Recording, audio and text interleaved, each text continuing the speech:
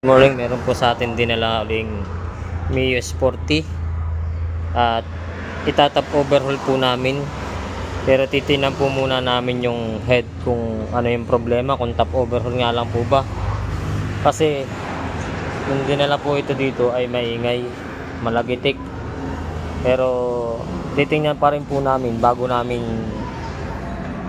bago namin sabihin sa may-ari kung ano po talaga yung dapat gawin. Pero bubunutin po muna namin yung head kasi yan po, sobra na po ang tagas ng langis. Ayan, basang-basa na rin po yung pinakang ano nung lagayan ng battery, yung set, yung upuan. At ayan po, sobrang tagas na rin po yung langis nya, kaya po amin bubunutin ito. Ayan, sinisimulan na pong baklasin ni Joshua, tatanggalin yung shock at kakalasin po namin ng buo aring makina. Iwalay namin yung makina sa chassis para po mas magandang i-timing at bunutin itong Mio Sporting ito. Atin ang simulan, guys, let's go.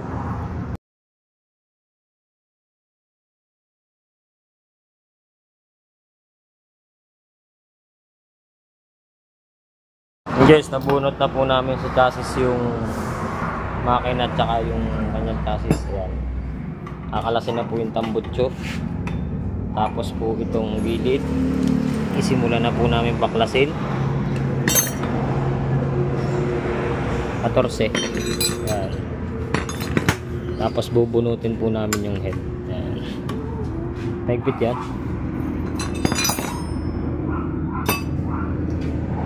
Ang 14 po, sabi sa atin.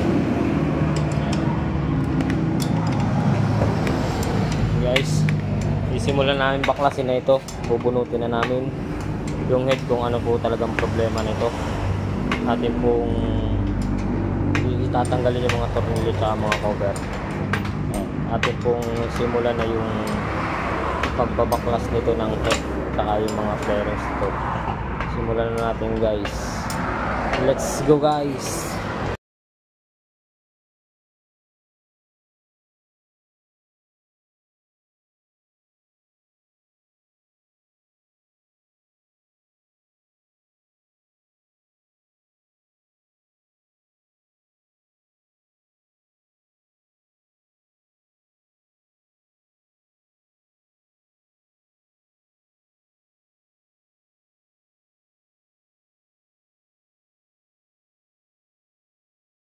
Ayan, guys, ito po si Mio. Napaltan ko na po ng timing chain. Yung kasi po kasi niyang timing chain ay medyo mahaba na at papalitin na siya.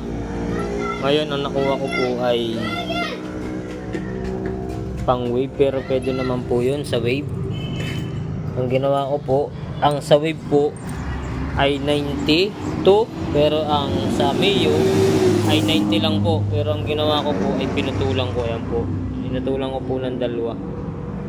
Hindi ko na lang po na videohan yung pagbabawas nito at pagkakabit nito kasi meron po kaming ginagang kasabay na Supremo na nagpalit kami ng line kaya hindi ko na po na videohan. Ayan, ayan po, ito po ay hindi na namin in-overhaul, top overhaul lang po ito.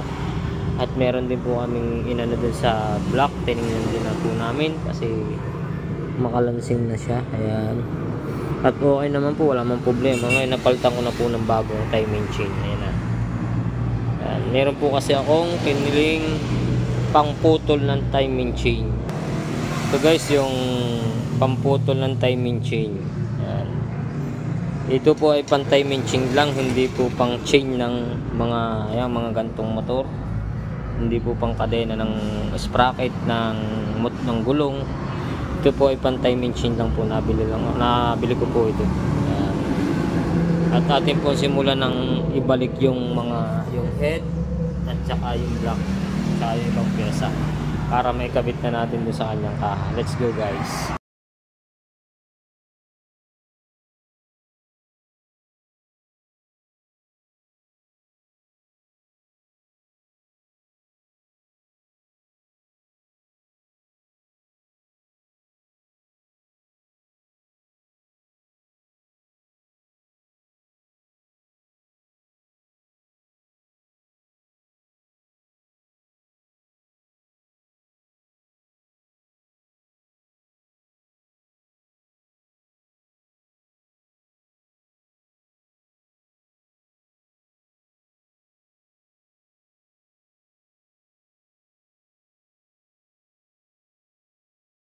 Guys, okay na po yung Mio. Nabuo na natin yung black head. Tsaka na timing na namin. Ngayon isasalpak na lang po namin dito sa kanyang kaha. And guys, simulan na natin kabit itong Mio. Ayan na guys, sinigabit na. Ayan guys, kakabit na ni Josventor yung tambutso. At kakabit na rin natin sa chassis niya. At ari po ay kahapon pa po ay medyo ginabi po kami. At ito ay pinararas na ng may-ari at ibabiyahe daw po ito Pasilangan sa Quezon. Yan.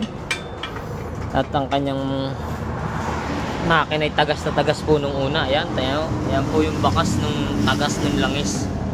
Ayan. Ito po yung pinaltan din ng timing chain.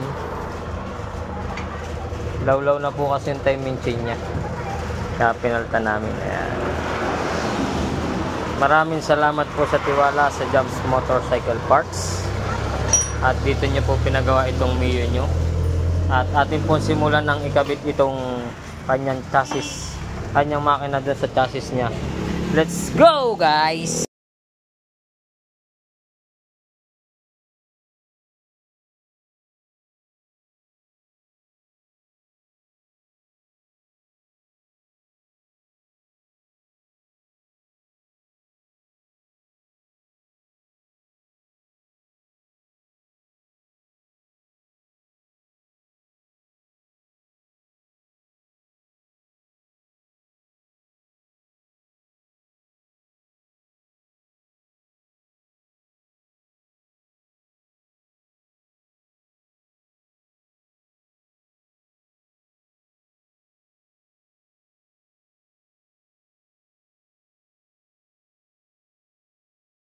Guys, panda rin na po natin si Mio Sporty.